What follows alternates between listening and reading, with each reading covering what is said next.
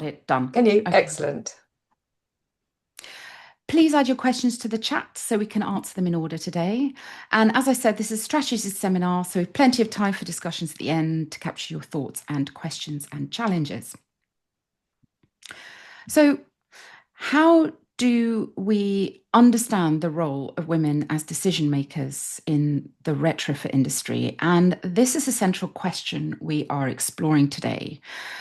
We know that women are driving change in their homes and communities, but the industry often overlooks their influences, motivations, and their needs. I'm going to start with some introductions on who we are. We have joined today Jolie Revitt from EDF and a recent graduate of Leeds University. And we have Professor Lucy Middlemiss, Professor of Environment and Society at the University of Leeds, and myself, Laura Coop, founder of Her Retrofit Space. What we're going to be covering today is why women homeowners matter in retrofit. We're going to be looking at research findings from Jolie Revitt. We're going to be looking at a relational approach to energy demand. And we're going to be looking at practical insights for your projects. And as I said, with plenty of panel discussion and live Q&A. So let's start with one key issue: why women and retrofit matter. And before we dive into the research, we just want to set the scene, because women's roles in retrofit aren't only social, they are also strategic. And these are some of the reasons why this matters. So we know women are often the decision makers and drivers of change. We know that retrofit isn't purely technical, it's relational. We know that healthy, efficient homes shape a lived experience, and women often feel the physiological effects of cold. We know that households and responsibilities and caring roles often fall to women, so they experience the home differently. We know that well-being benefits are significant and older women are more likely to live alone. And we also know that women make up a majority of single-parent households, which can affect risk tolerance and financial priorities. I'd like to hand you over to Jolie now to talk about the recent research she undertook on this subject today. Hello, thank you. As Laura said, I'm here to speak a little bit about my dissertation research project, which was exploring the female experience of retrofit and why I felt that women were an important focus. So this was a qualitative study using two qualitative questionnaires on two different samples. So I wanted to go down the qualitative route as I was looking to gain personal accounts and attitudes towards retrofit. So starting off with the homeowner side, there was 18 women homeowners from the Her Own Space Facebook group that completed the survey. And the survey was looking to gain their insights on their motivations, barriers, and the facilitators of retrofit, and also their feelings towards the Her Own Space group and how that had benefited them. And then on the professional side, so 12 professional women completed the survey. And this was to gain an industry perspective on the female homeowner experience and also how they felt that women homeowners could be better supported in their retrofit journeys. So the combination of the two surveys provided really rich insights into the female experience of retrofit and kind of gave grounds to why women are such an important focus in retrofit. Can I move on to the next slide? Thank you. So I'd like to speak about some of the key findings. So the study aimed to get an understanding of three main things. First of all, what motivated women to retrofit, what the barriers were, and what facilitated their retrofit journeys. Sorry, can I just go back one? Back to the last one. Back again, sorry. Yeah, so I'm going to touch on, first of all, the motivations for women. So you can see here that women are primarily motivated to retrofit by health, comfort, and environmental factors. So the health benefits that retrofit was going to provide them was noted in a lot of the accounts of the sample. So they noted that in their homes as they were now, they were worried about the impacts certain features were having on their health. They also were looking for comfortable homes. So house temperature was a key concern for them. And the reason they wanted to retrofit might be because they wanted to improve the temperature of certain areas of the homes. And they were looking for kind of upgrades to the house that catered to their long-term needs. So not quick fixes, but more they wanted to stay in their homes for years and years and years and make them comfortable for those years. And then the environmental factors. So a lot of the sample noted that they wanted to do their bit for the planet. Some of the sample worked in kind of the environmental industry, so they felt a responsibility to do that in their own lives. And ultimately, they wanted to kind of upgrade the energy efficiency of their homes. So secondly, if I could move on to the barriers. Yep. So the main kind of barriers that came up in their accounts, there was a lot of difficulty shared in the sample. So they had not had the easiest ride with retrofit at all. And some of the main barriers that came through were financial and informational support was just not there for them. So once they did get hold of information, which was a difficult process in itself, they'd struggle to convert that into real work. And kind of there was a lot of misinformation and contradiction that was really hard to kind of process and work through. They found the process of retrofit really disruptive to family life and very unpredictable and complex. And I think a lot of this unpredictability and complexity came from the fact that they didn't have the information or the guidance to arm them correctly. So another thing, they struggle to find and communicate with tradespeople. So a lot of the tradespeople they came across didn't take retrofit seriously, didn't know a lot about the recent kind of movements in the industry, and they didn't take the women seriously. So they could be quite dismissive, and they were often more responsive to their male counterparts. One of the professional women that took part provided a really nice quote on the fact that women don't just want to be there to make the hot drinks in the break. They want to be part of the conversation and really a crucial part of the retrofit journey, which I thought was a nice way to sum up how the frustration of women in retrofit. And then if I could finally move on to the facilitators, thank you. So in response to those barriers, women were looking for better information and support, and they felt that this could improve their confidence, as I think a lack of confidence was definitely holding them back. They knew they wanted to retrofit, but they didn't really know where to start, and previous bad experiences was kind of affecting that.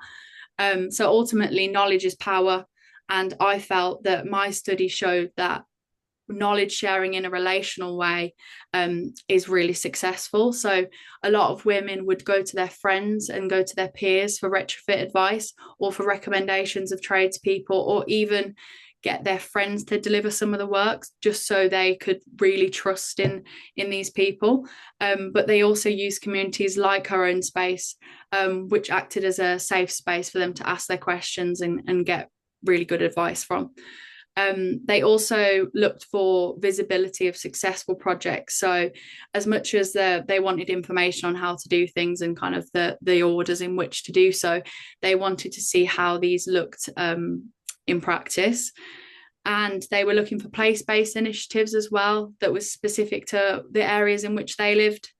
And another point is that experiences they've had with female tradespeople had been really positive. So they were looking for increased female visibility in the building industry, which would really help them.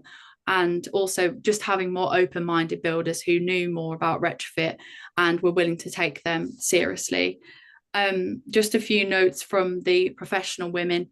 They held women as care providers, homemakers, engaged customers, and decision makers. And I think that says a lot, the fact that women kind of hold these characteristics. And I think that shows how much they can really be a driving force for retrofit. Can move on to the next slide. Thank you.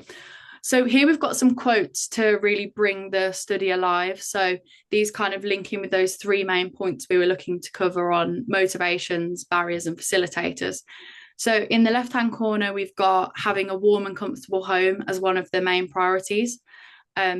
So yeah, I think this came through as the most common priority for retrofit. So it wasn't cost savings, it was kind of the comfort of the home, really.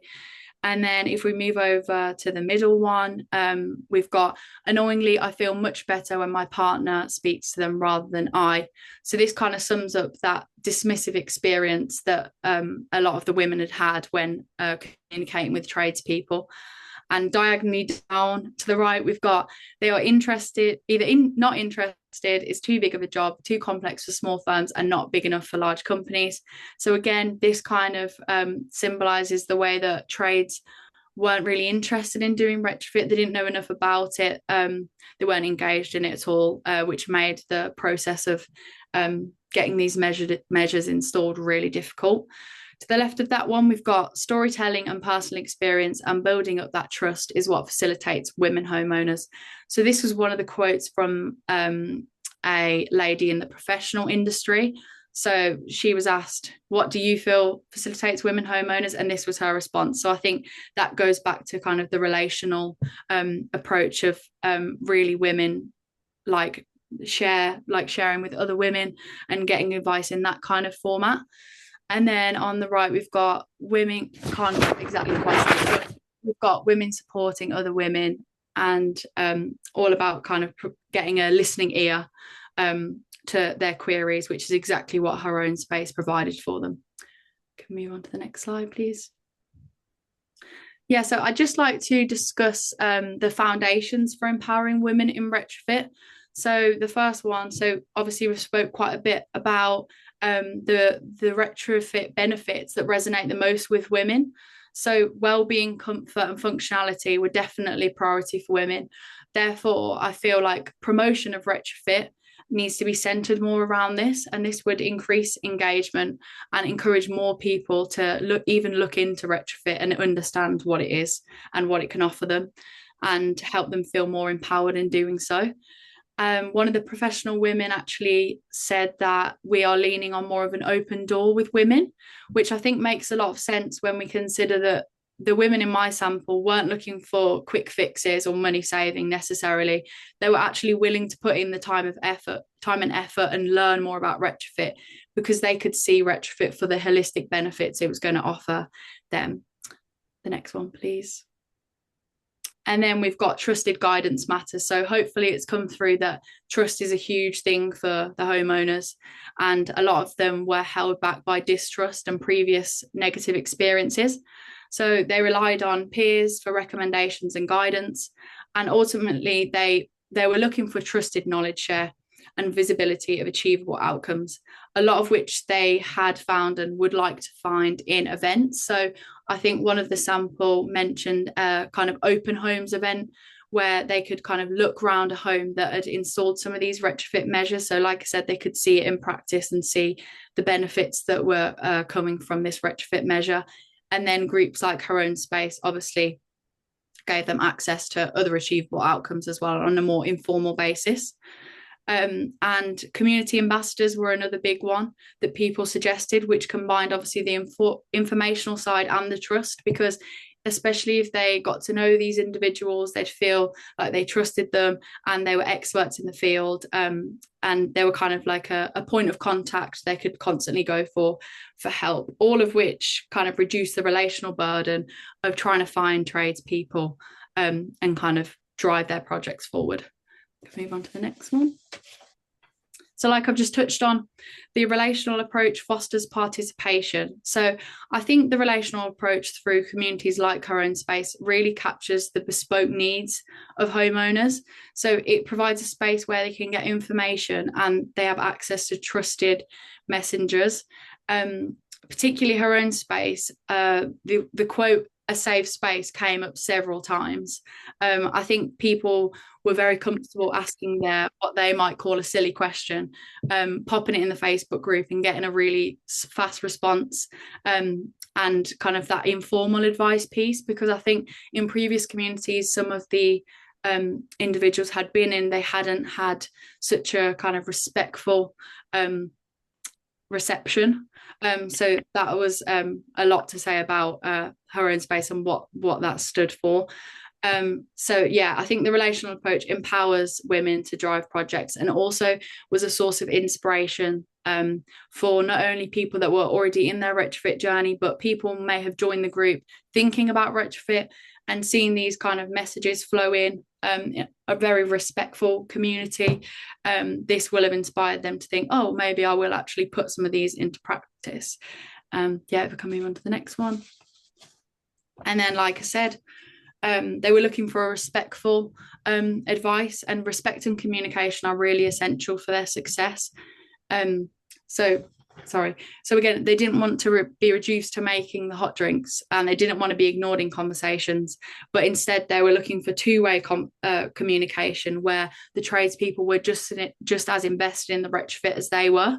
One of the suggestions for this was training up men in the industry, so to kind of raise their awareness of how women were being treated and how they could kind of combat this and be more respectful to women. But also training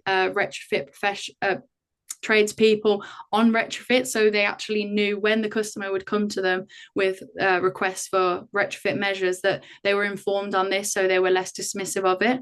And then again, like I've mentioned, increasing female representation in the industry and having female voices in the building industry would obviously have knock-on effects for removing that gender bias. Move on to the last slide. So just to summarize, I hope that I've managed to cover why women are powerful in retrofit and why they need to be part of the conversation, both in real life conversations with the tradespeople and actually being listened to, and also theoretically in terms of retrofit research and policy and the new schemes that come around. We've obviously got a net zero goal to meet, and retrofit adoption rates really need to increase. And I believe that my study shows that women can drive this. They're interested in the holistic benefits and they're really invested in the process. But to be successful in this, they need the right information and respect. And I think this lies in the relationships they have. And I think her retrofit space is a perfect example of women coming together to produce amazing results and to catalyse real change. Thank you. I'll pass back to Lucy. Hi everyone. I'm part of the group of academics working on what we call a relational approach to retrofit. And this is how I met Alora, actually. She read one of my papers that I posted on LinkedIn, and ever since then we've been talking. Our work starts with the premise that current approaches to retrofit are not working. And I'm just going to talk a little bit about why not before talking about very briefly about our research. So the current approach we think don't work because one size fits all policy on retrofit doesn't work. Energy grants often miss those that are most in need. And people, as Jolie's been outlining, have very different motivations to enter to retrofit. So they're not inspired by one single message. We also know that places are really different, and that matters for whether people want to do this or not. Secondly, because save the planet and save money doesn't shift behaviour. The assumption behind that message is that decisions are rational and based on either financial incentives or care about climate change. And we find instead that decisions are deeply relational and contextual. I think Jolie's been bringing that to life just now. And I'll explain it a bit further on my following slide. Thirdly, the politics of net zero increasingly fragile. Doing the same old is no longer an option, given the fragility of the political consensus on climate. We're not the only ones to notice this. The new government retrofit programme launched next week, I think, is not called warm homes instead of low carbon homes by mistake. Next slide, please, Laura. So our project Retrofit Reimagined is a new approach, which is kind of linking up a number of different projects that a group of us are involved in. And I've summarised that how that approach differs in this sentence. So taking a relational approach means talking to people about their motivations and aspirations, approaching people with empathy to understand what can work for them and who they would want to work with. Academically, our work is rooted in economic sociology, which explains how people spend money in relational terms.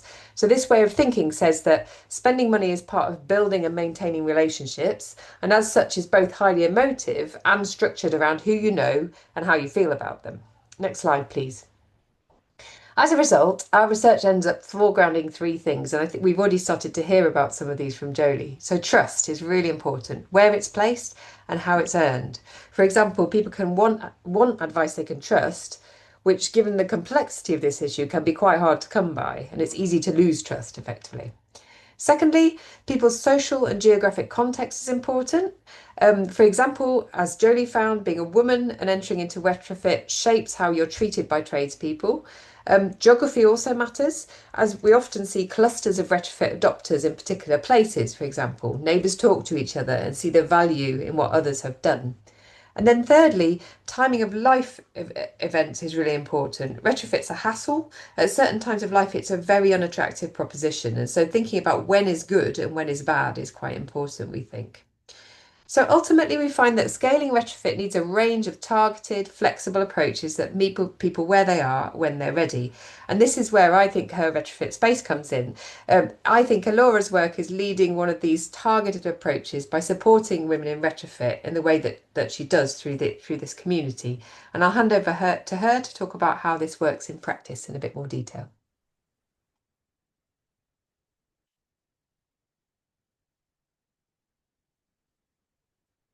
Alora, you're on mute.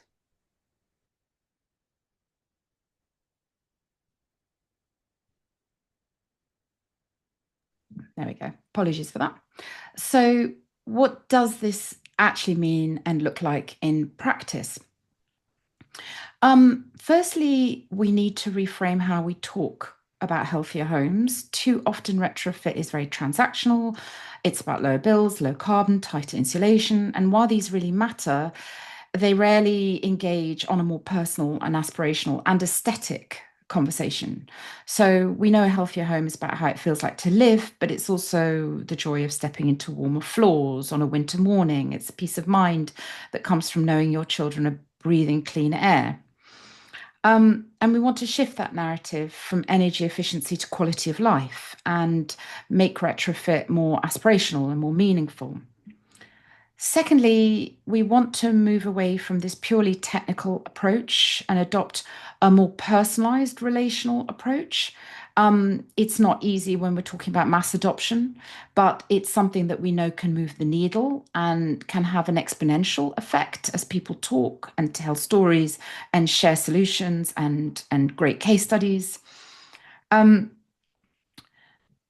Thirdly, we've obviously talked a lot about the applying relational insights, but we need to apply this to design, to coordination, to advice in order to build trust and really create those successful retrofit journeys. So it's applying this relational insight today from the beginning to the end of retrofit projects, not just about engaging people into retrofit.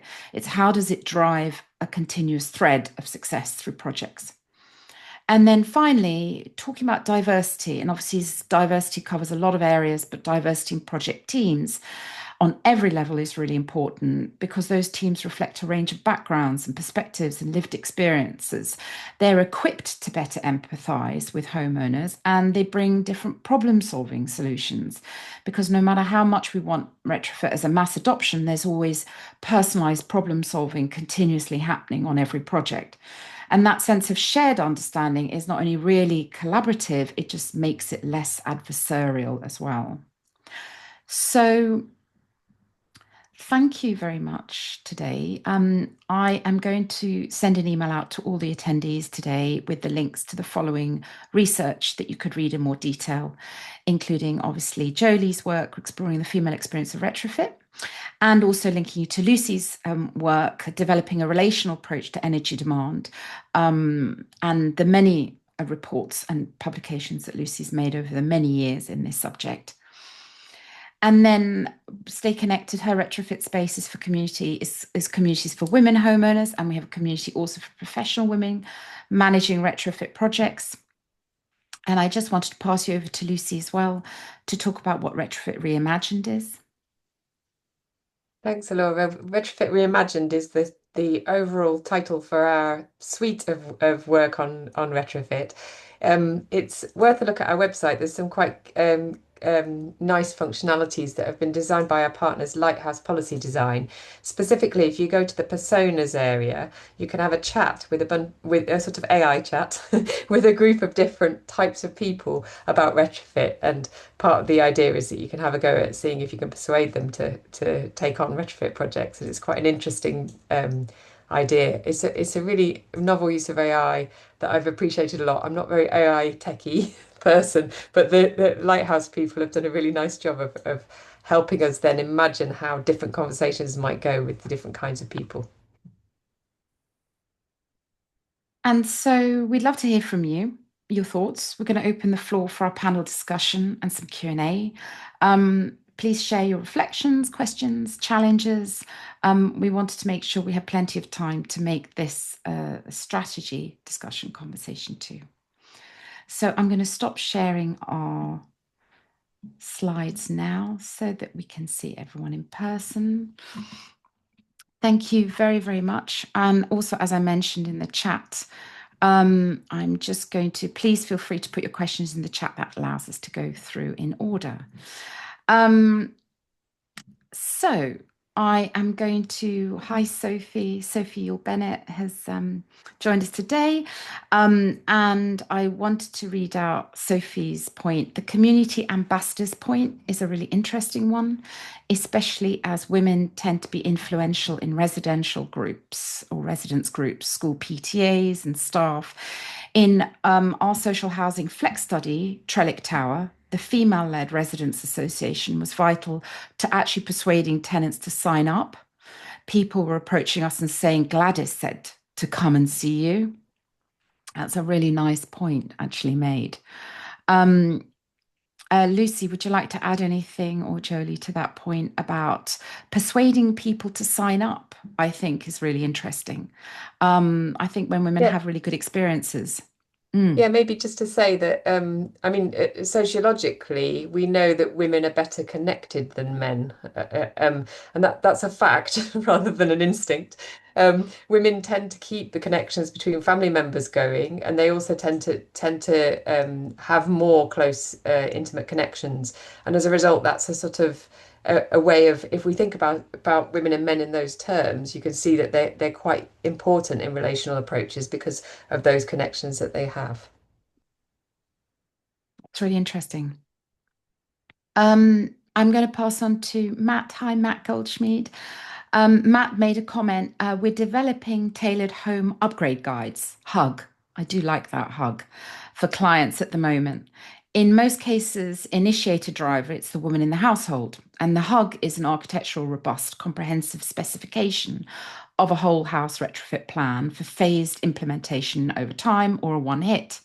Our hugs, I do like that, aim to break down all the barriers that Jolie has identified and empower homeowners to move forward with confidence. I'd like to see every home given a hug and think of the BUS grant, boiler upgrade scheme that should be directed from a single measure HP installation to a whole house retrofit plan. What are the panel's thoughts on this concept? I do like HUG actually as an acronym. It's great, Matt. I really like that. Lucy, Jolie, yeah. Yeah, I think the home upgrade guide sounds like the perfect solution, to be honest, because obviously it's kind of a guide with all the information they need in one place. That sounds exactly what the homeowners were asking for. So I think that that's a really good idea. Mm. And maybe I can add that as long as the hug's consensual, given the experiences that some women have with the professional trades, the I think that the really key thing there is that sort of trusted advice, but also when you look at government measures for this kind of thing, so the boiler upgrade scheme, for example, they're incredibly complex for people to navigate. But there's also that sort of, I don't know, there's never for me that I was talking about someone about this in France last week, and they had the same problem there. There's never quite enough emphasis given up to the advice piece. The advice piece is really important because the advice and sort of hand holding around retrofit is actually what we're talking about in some ways. You know, how do you get people from one state to another? Having the hug, as you put it, to do that, I think would make a really big difference. And so, for example, with the boiler upgrade, let's imagine that someone's having a heat pump fitted in that system, but as part of that, they're being also told where are the next steps you're able to go. It's just such a good moment for an intervention, isn't it? For a sort of knowledge intervention of that kind. And as long as the heat pump installation goes successfully, then that also puts them into a different frame of mind about that bigger retrofit journey, I think. So yeah, so I would say as well as the hug, then that sort of emphasis that you're giving on like advice and support needs to be stronger in the way that we approach this policy area. Generally, what I mean, I know that local authorities and combined authorities, it's units installed, that's your measure. Well, what about like units installed plus advice given, plus like future facing advice given would be really valuable because it actually might take us somewhere different in the future. Matt, yeah. Yeah, sorry. Could I just jump in and say every home needs a hug? And that's really where we're coming from on retrofit. But very specifically, maybe I didn't explain it well enough. The boiler upgrade scheme is an unnecessarily generous, grant that's being offered at the moment. And I was speaking to colleagues at the ASPB a few months ago, and we talked about how about diverting a proportion of that funding into giving every home a pathway, a guide, a home upgrade sort of schematic that they can keep with the house, even if it's sold. It's implemented in stages over time to reduce the risks of unintended consequences, etc. So I've been developing this for a few years in the background. I've actually started rolling them out to clients. And it is what I've realized is that it is the follow-up conversations where the real value happens. And all my conversations are led by the woman in the household. And that's really fascinating. And I have to say thank you to Lucy for the research on some of that, because I did feed that into developing the whole idea. So yeah, it's a really interesting idea. I'd love, if anyone wants to talk about it in more detail. Brilliant. Thanks, Matt. I'll add a link actually to our email to go out to attendees on that if anyone wants to connect with Matt afterwards. I think it's just really interesting you said they are the initiator and driver, because in some areas of retrofit, you hear that's not the case. And that's usually typically we find when it comes to the technology approach to retrofit. So heat pump, solar PV potentially is often not so driven by the woman in the home. But when it's a whole home approach, which is actually the measure we want in place, we do see women as the initiators of that work and driving it through. Thanks, Matt. Thank you very much. Passing on to Nikki. Hi, Nikki. Nikki says, I can really echo the sentiments of all speakers as a professional in the industry. And Nikki's a building contractor undertaking retrofit projects. I've experienced it in intransigence. It's one of those days, it's Friday, excuse me, of tradespersons too. And Nikki, if you don't mind me asking you, you are, as we call, an exception in the industry. You're a woman and you're in the building contractual space of retrofit projects.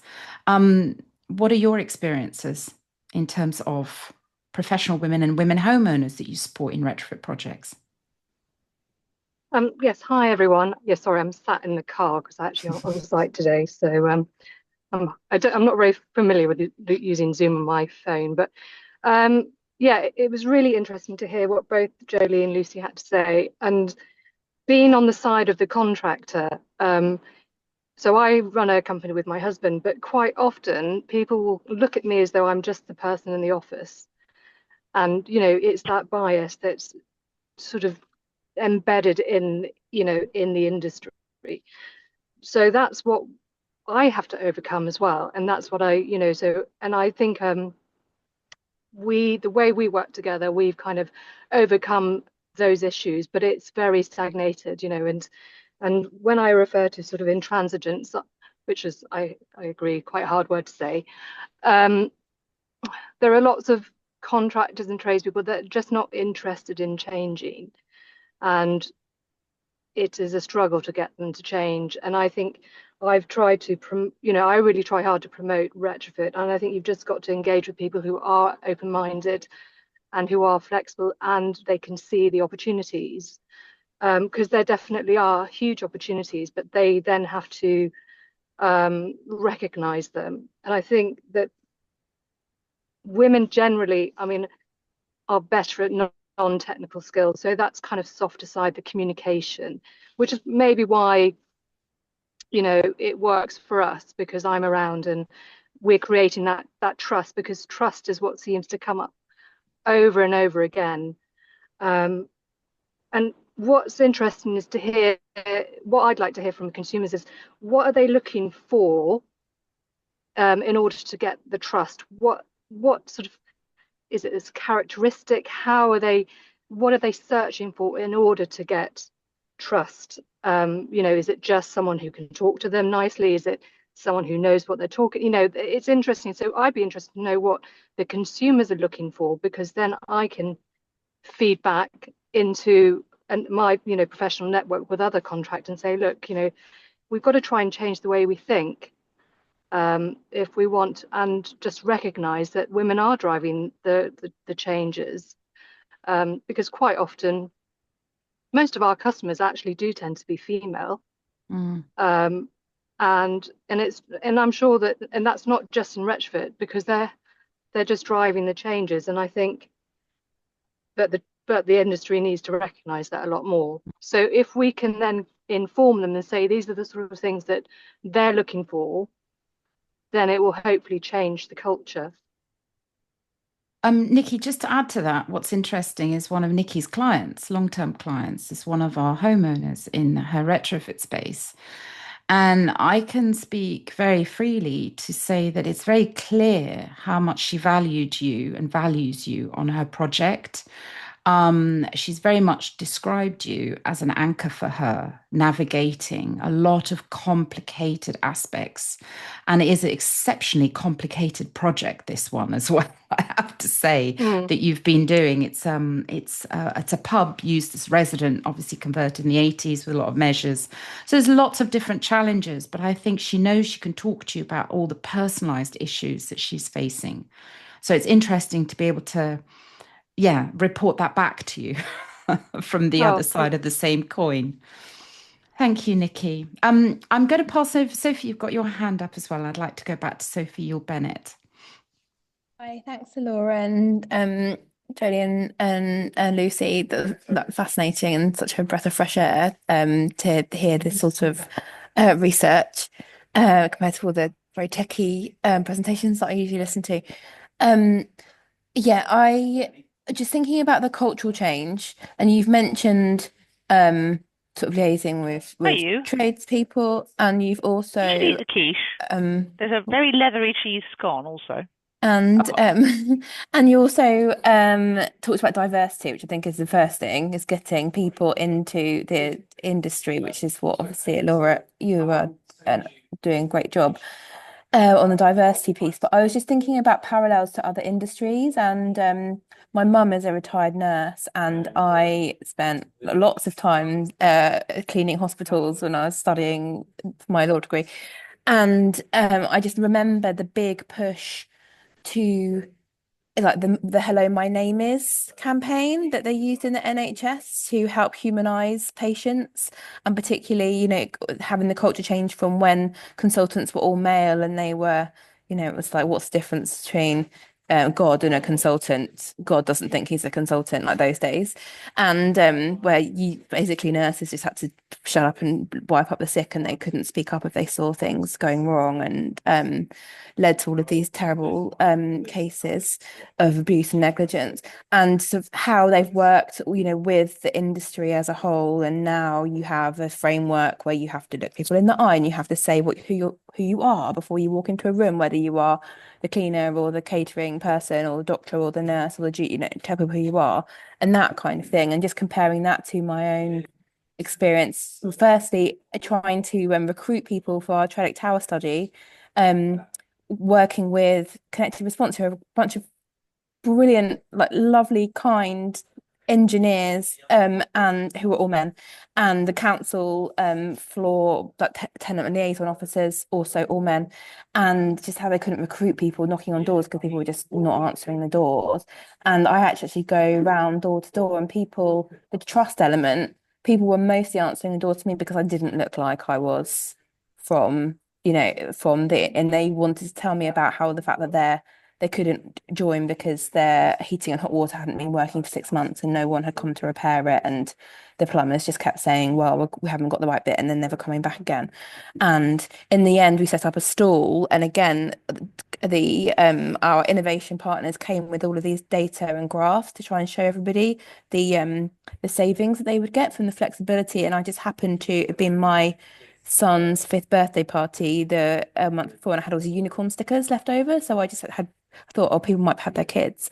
So I just had these unicorn stickers and these Marvel stickers, and I just had this like queue of people's children in the end queuing up for these unicorn stickers, and everyone came to talk to me because they trusted me because I was just talking to them about, their kids, and the kids were the ones that were interested in the climate change and everything, and just how trusting, maybe we can use the fact that people tend to trust women more to our advantage. And in my personal experience with our residents association, we started doing our retrofit, and I put out the email saying, and Laura will remember this probably, has anyone got any short-term rentals?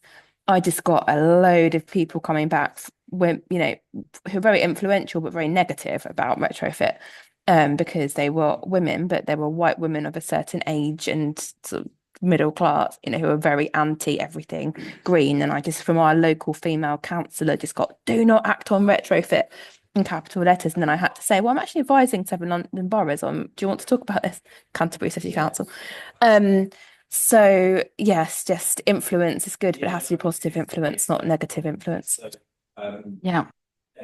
Sophie, thank you so much. Your experience has always stuck with me. And I am, I'm going to pass on to Marianne says, we're doing similar work through our home retrofit planner tool. And in the EU, this is mandated under the EPBD, promoting the renovation wave. Yes, they call it the renovation wave, where it's usually known as a building passport. Marianne, would you like to add anything to that? Hi. Thank you. Hello. Not really, just to say that I think the way that we try to approach things is not necessarily by kind of diminishing or ignoring the technical aspects, but trying to explain them clearly, so that so you might use the technically correct language, but then explain what that means, because that the next time someone speaks to a heat pump installer or speaks to someone on site, if they use that technical language, at least then the client knows what that is and isn't bamboozled by it. So it's quite hard work. Sometimes it does mean a little bit of a level of education, I guess, going on, but that's part of shifting a whole industry, because sometimes we're also educating the builders. So I think that's a really good point on the technical knowledge as well, because I don't think actually that's something we come across as a problem. We find most women question they've got enough technical knowledge when often they have got a lot of technical knowledge. But it's that balance, isn't it? of saying, look, this is the technical data. I can tell you exactly what you need to know. And this is the relational or relatable impact it'll have on you and your project and your life, etc. Yeah. Laura, I can see a comment in the chat from Rachel McCrory who says she's got a new project, and I just wondered whether she wanted to tell us about it because it seems really related to the point around training and skills development for women. Hi, Lucy and everybody. Thanks very much for this presentation. Really interesting, lovely collaboration. Oh yeah, so it's a project. It's just starting now, start of October, funded through MCS Foundation. So I've actually been doing work with colleagues at Nottingham Trent University, mapping the retrofit skills and training landscape across England, Scotland, Wales. A report's coming out on that imminently. But this is kind of a follow-on with an interest in thinking about inclusive pathways. So linking up that training with actually having career pathways, because often you might have training and skills development, but then it's very difficult to actually access secure work and to have those career progressions. And this is a focus on marginalized groups as well. So this for women, but also broader understandings of diversity within what is quite a monolithic kind of construction industry, particularly around the trades. Obviously, women maybe have more of a presence in kind of professional services. But yeah, so thinking about promotion and access to retrofit training, skills development, and then through the career for women and other marginalised groups. So it's interesting. I was at the UK Construction Week earlier this week, and the CITB actually did some, sound surprised, but did some interesting panels that were exploring diversity within the sector. So thinking also about employment for neurodiverse people, for disabled people, for obviously racialized ethnic minorities, and then veterans, homeless, and ex-offenders. So, the whole range of what diversity within the industry might look like, but particularly pertinent to this call is women, obviously, or people who identify as women. Thanks, Rachel. So that's a project that's working with HACT, the Housing Association Community Trust, and Climate Insights, and it builds on 4 geographies from MCS's work on the local area retrofit accelerator. It's just a bit of a pitch, and also to say if anybody is interested in sharing best practice, I would really be very keen to hear from you. Great, thank you. Hermione, you've got your hand up. Well, firstly, an apology for sharing my lunchtime menu options with all of you, unappealing as they may sound. Just a very quick one to actually kind of emphasize Rachel's point in the chat. This kind of says to me that wherever possible, it would be incredibly helpful, anybody doing retrofit projects, to begin to do some collection where we can disaggregate by gender, because I suspect there's an awful lot more going on under the surface that we could pull out.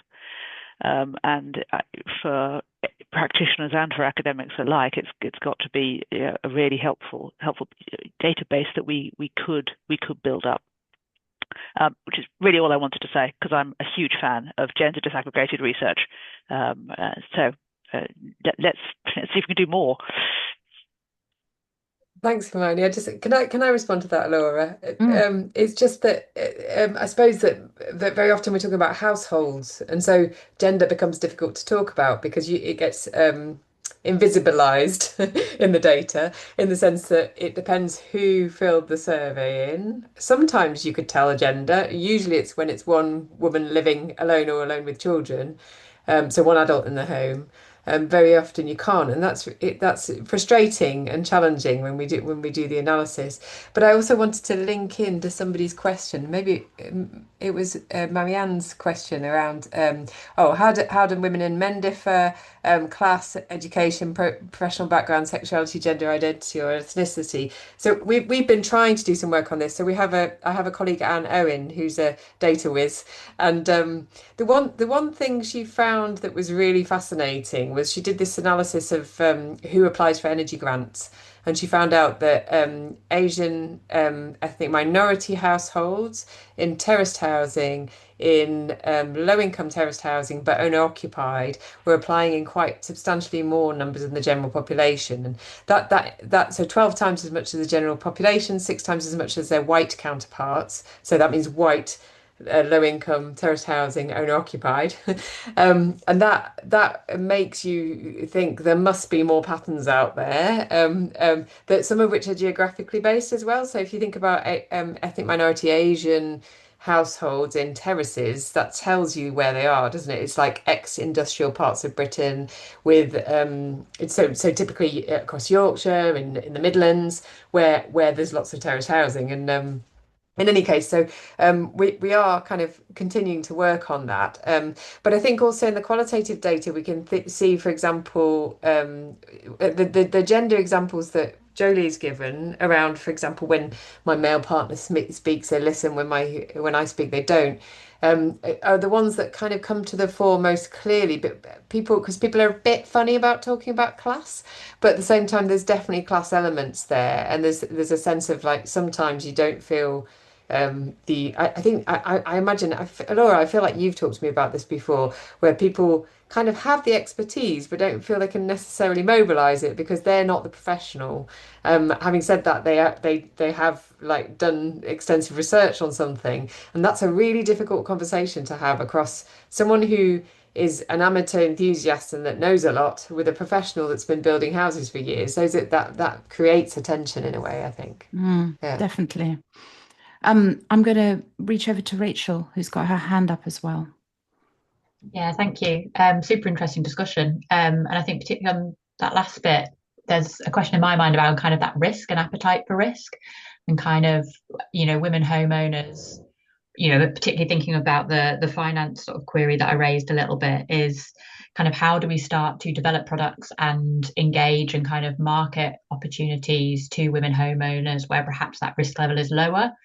Or perhaps, kind of if we're looking at one of the things that we're grappling with is how do we develop financial options for properties that are mortgaged with properties that aren't mortgaged, kind of that's going to be a whole different kind of thought process. So yeah, just kind of genuinely really interested in kind of, if there is any research out there that starts to look at that, particularly with that kind of retrofit and, kind of investing in your own house and that sort of side of things. It could also be a super interesting discussion when we start to look at like the private rented sector and, where we're looking at women landlords, and that side of things, like, are there differences there that we can start to explore as to kind of just how, I guess kind of the overarching challenge is, how on earth do we advance retrofit? How do we accelerate retrofit? And kind of what are those different mechanisms that we might need to look at for sort of those slightly different appetites to taking on that? And then, sort of the investing and wealth gap that's sort of associated with all of that as well. So yeah, just interested in that if anyone's got any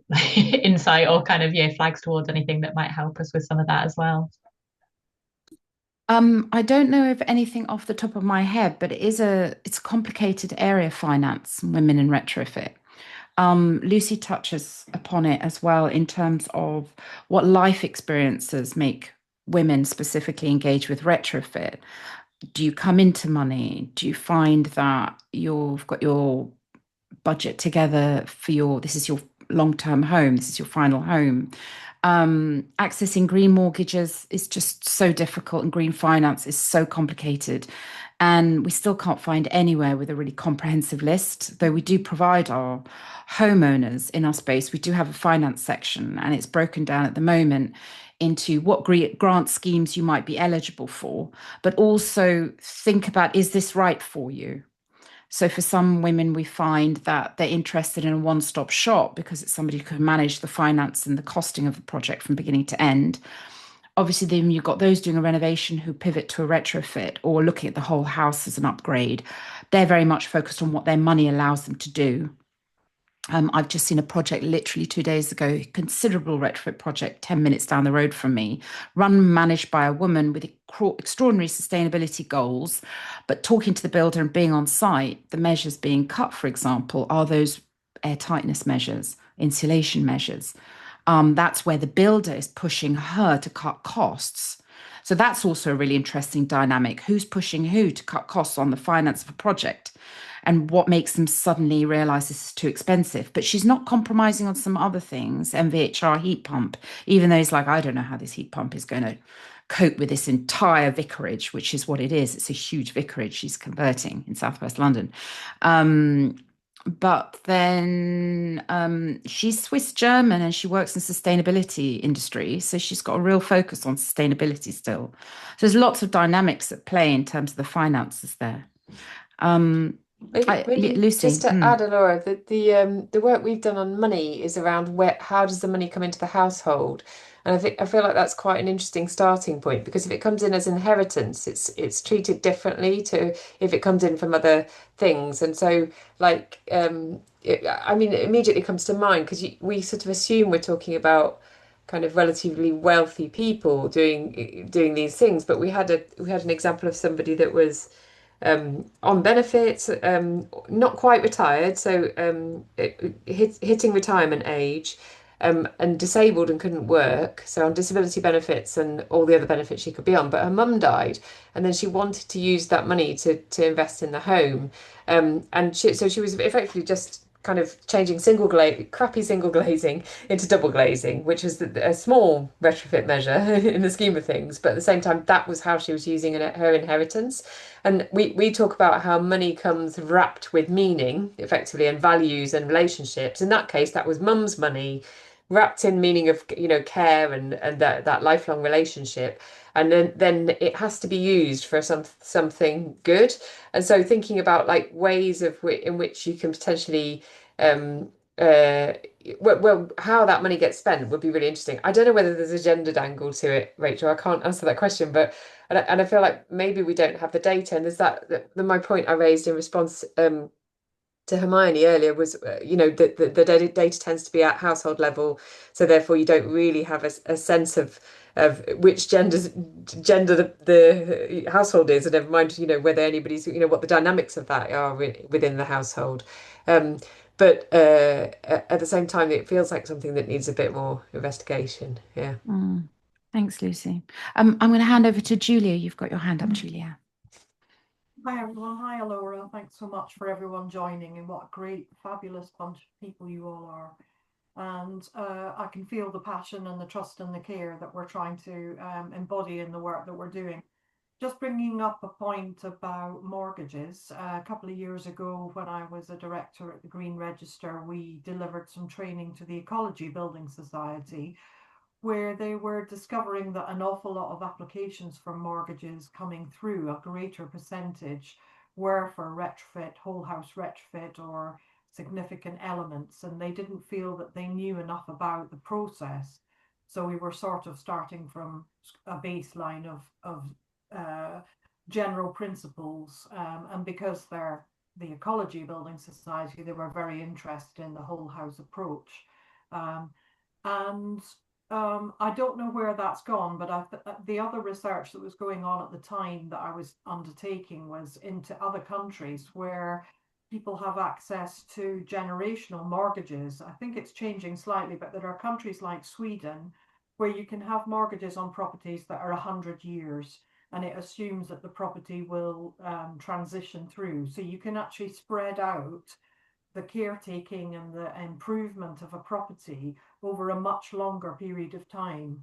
And I think they were quite interested in some of those ideas, but I don't know how far they've gone.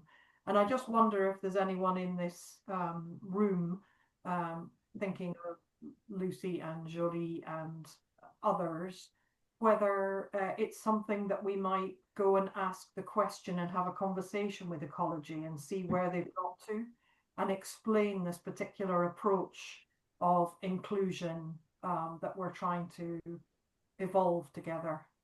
So I'll leave that as an open question, but it's just one of those things where this particular group of people might actually be able to make something happen without having to do too much work ourselves, because let's face it, we're all sitting around painting our toenails, and you know, just see if we might be able to speak to warm contacts there. I'll make a note of that, Julia, actually, to follow up after this. So I think there's quite a few really interesting notes have come out. Thank you. I've noticed it's 1:30, we're just 1 minute over. And I wanted to just follow on with the last, we've got quite a few points still in the chat, but just to run through them, if nobody minds, very briefly. Lucy, thanks for your comment regarding trust for contractors turning up on time. I know you're an architect and a homeowner in Shropshire, and you've had a lot of difficulties with contractors despite your own knowledge and experience. And I think that architects are good at talking to each other, but struggle to break down what we do simply so homeowners can understand. So this is something we can improve on. I'm also really interested in, Marianne, your link to Carbon Co-op. I'll add that actually to the email to the attendees here. Really interesting in terms of who provides the advice, and Carbon Co-op have done a project, what works in community energy advice, insights from Energize Manchester and Queen Bee. So that seems something that I think a lot of people, is a woman-only based group in Northmore Community Centre, mainly South Asian background, who meet regularly to share food, do arts and crafts and connect. And energy advice isn't usually on the menu, but thanks to an approach that's been taken, it now is. And several of the women have become enablers of energy advice in that community. So I think that's a really interesting piece of work to delve into. And Caroline as well, you've mentioned you're developing a tool to support the real world conversations between heat pump installers and residents. Hi, it's been really interesting as well following what you're doing. We're using AI to capture conversations and combine it with documents. That's really interesting, Caroline. We'll follow up on that and answers residents' questions with personalised answers. I think the personalised is something that's also still keep coming up, despite us wanting mass rollout. Women don't want to feel like they're part of mass rollout. That's the problem. And Marianne, you said the research there were indications to what degree and how women differ from men in this. We've covered that today. Just skimming quickly through, I am going to add several of these links to an email to follow up with attendees. I think that would be the easiest way from here on. And I think that would be a really nice way for everyone to be able to connect and follow on. And I will make a recording of this available as well to everyone. I think it's really important that we share this today. So thank you so much to everyone for attending today. It's Friday lunchtime. I hope you've had time for lunch. If not, you will still have time for lunch. And really looking forward to connecting with people after today. Any questions, please drop me an email and I'd be more than happy to put you through in contact, connect you with other people. Thank you. Thank you to Lucy very much. And especially thank you to Jolie as well. Your research has been fantastic. It's really important. Jolie's a graduate in the industry and just really looking forward to following on from where she goes next. So thank you, Jolie. Thank you, everyone. Have a lovely afternoon. Thank you, everyone. Bye. Thank you. Thank you.